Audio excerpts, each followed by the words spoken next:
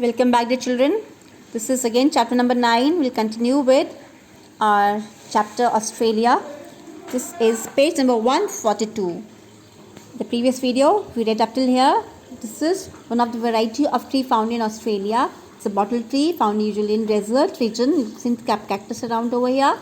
So you'll find this tree is in the shape of bottle which has water stored in it to let it survive during the dry conditions, that is drought.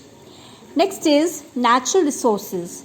Australia has many natural resources, and it has what natural resources are there in Australia? Mineral resources also found over here, such as copper, gold, diamonds, energy resources such as coal. So it has, just underline please first of all, it has mineral resources such as copper, gold and diamonds. It has energy resources such as coal, oil and uranium. It has land resources such as that are used for farming and logging. Now these resources are economically important to Australia. Economically important means that it benefits Australia. It provides income to Australia.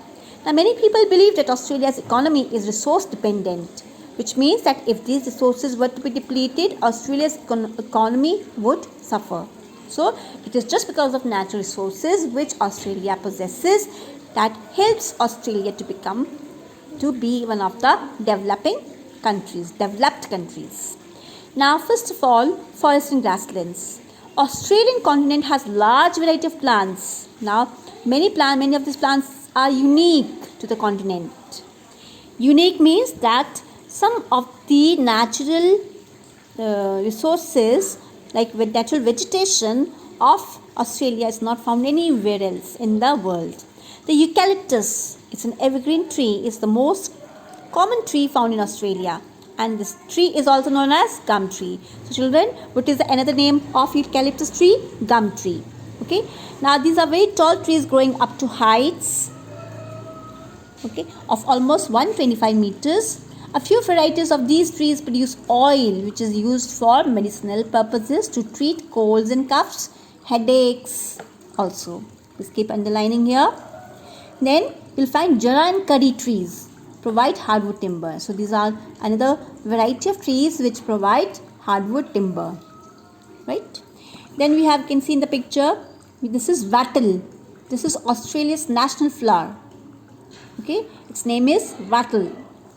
The tropical forests in the north and the northeast have plenty of palms, bamboos, birches, cedars. So these are another, forest contains all these varieties. Forest of Australia contains all these varieties like palm trees, bamboos, birches, cedars, the name of the trees. A sweet smelling acacia called wattle is found all over Australia. This is a tall tree with golden flowers. These trees blossom during summer. This flower is also Australia's national flower. There are widespread grasslands all over Australia which provide natural pastures for animals there. So you'll find vast farmlands, grasslands for the animals to graze. Then then we'll talk about wildlife.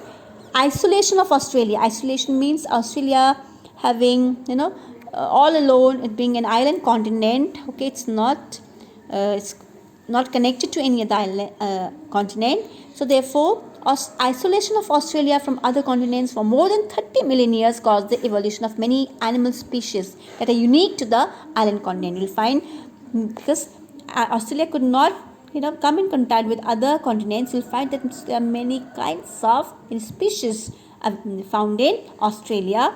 Almost half the world's 315 kinds of marsupials or pouched mammals. What are marsupials? Marsupials are also called pouched mammals. They are found in Australia. So mammals are those animals which give birth to young ones and they feed their young ones. Okay. And what are pouched mammals? With those who have pouch in their bodies to carry their young ones. Like we have kangaroos. Okay, the kangaroos also have pouches in their body. So then it is also home to the monotremes. Monotremes are the only mammals that lay eggs. Mammals laying eggs, right? Namely platypus and echidna. So they feed the young ones also. They milk their they feed their young ones. They give milk to they suckle their young ones as well as they lay eggs. So those two examples are platypus and echidna. Okay, so you'll find the definitions over here. Just go through it properly. Then let's read more about it. So interesting, no? Now, kangaroo is an animal instantly associated with Australia. It is found living in the grasslands, feeding on kangaroo grass that grows 50 centimeter high. Nearly 50 kinds of kangaroos are found in Australia. See different varieties of kangaroos. No? They have large back legs and strong tails. Kangaroos can jump or bound. Bounding is also just jumping from one place to another in leaps and bounds. You must have one leaps and bounds along at about 70 kilometers per hour.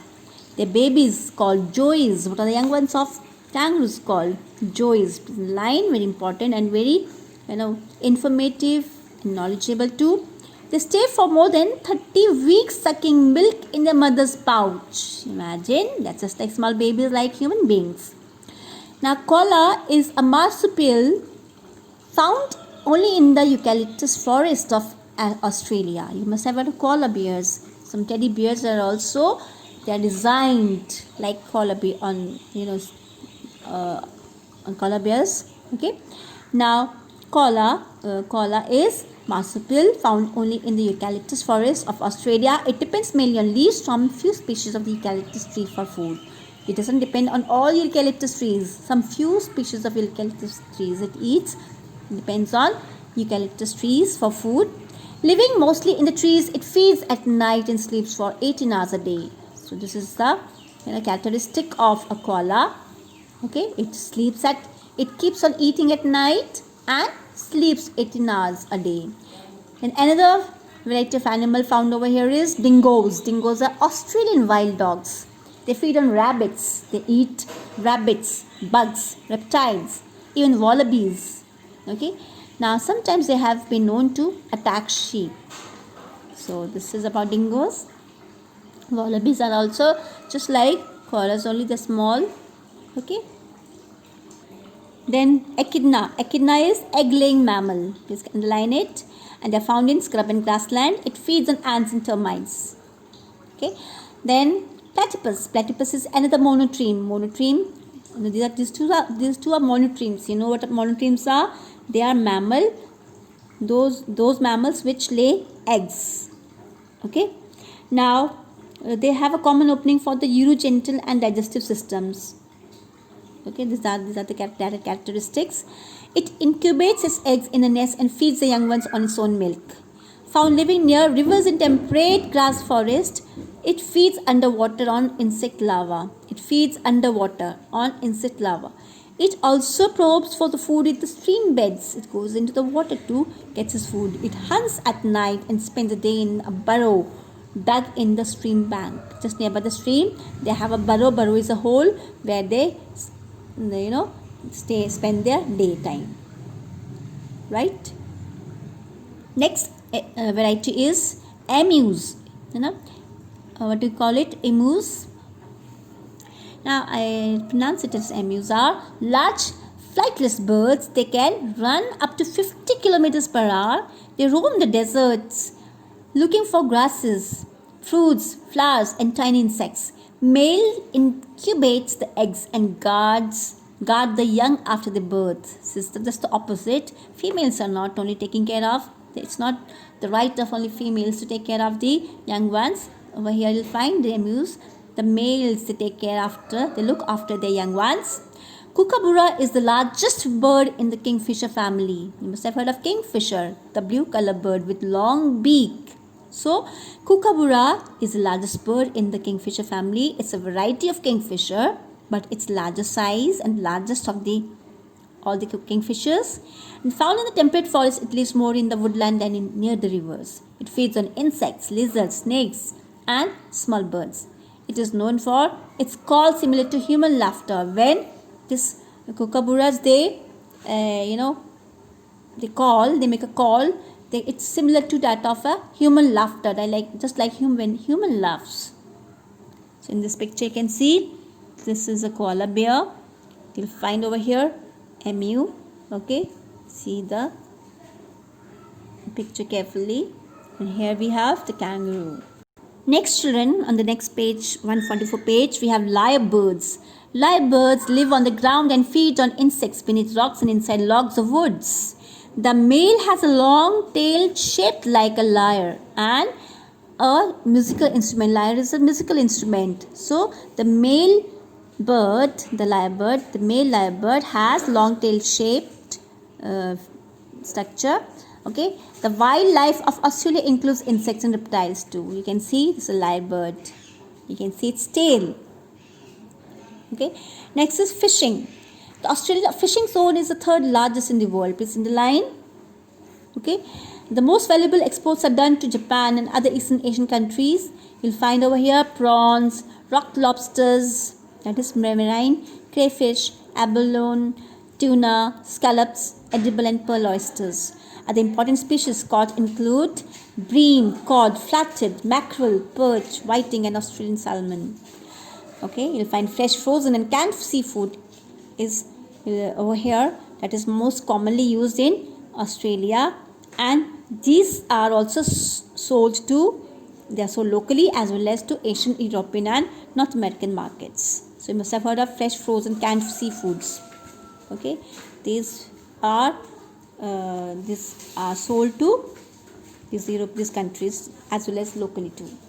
Then we have minerals. Talking about the minerals, now you'll find the first metal mine in Australia was lead. Okay, at Glen Osmond in South Australia in 1841. The colony soon began exporting copper and lead and earned more than Australia's exports of wool. You should know that Australia is famous for its merino wool, but it started earning more than merino wool and wheat.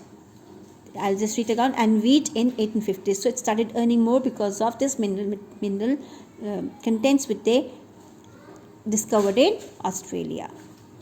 Now let's read the geographic fact. The largest hydroelectricity plant in Australia is Snowy Mountain Schemes, which generates almost 50% of Australia's total hydroelectric power. Now children, the gold rush. We read this gold rush before also. The gold rush is when then the people started coming in Australia in search of gold. Okay, that was known as gold rush. This occurred in 1850s when the gold was discovered in South Wales in 1823. Silver, lead and zinc mines were set up at Broken Hill, New South Wales. Broken Hill is in New South Wales. While gold was found at the Kalgoorlie in Western Australia. So where was gold discovered? In Kalgoorlie. Kalgoorlie is a place in Western Australia. Today Australia is one of the world's leading mineral resources nations. In terms of world ranking of minerals, Australia is the world's largest refiner of bauxite, fourth largest producer of primary aluminium, largest producer of gem and industrial diamonds, lead and zircon, fifth largest producer and largest exporter of black coal, second largest producer of zinc, third largest producer of gold, iron ore and manganese ore, fourth largest producer of nickel, fifth largest producer of copper and silver, fourth largest source of low-cost uranium. And besides minerals mentioned above, the continent has good offshore reserves of petroleum and natural gas, which you can see on the next page. You can see what all things Australia is famous for. So children, in this video we are going to study up till here. Next we'll continue in the next video. Till then, just go through this part of the lesson and you have to read every page properly. Just look for the minute details, learn it, keep in your mind, because questions can be asked from anywhere. Thank you.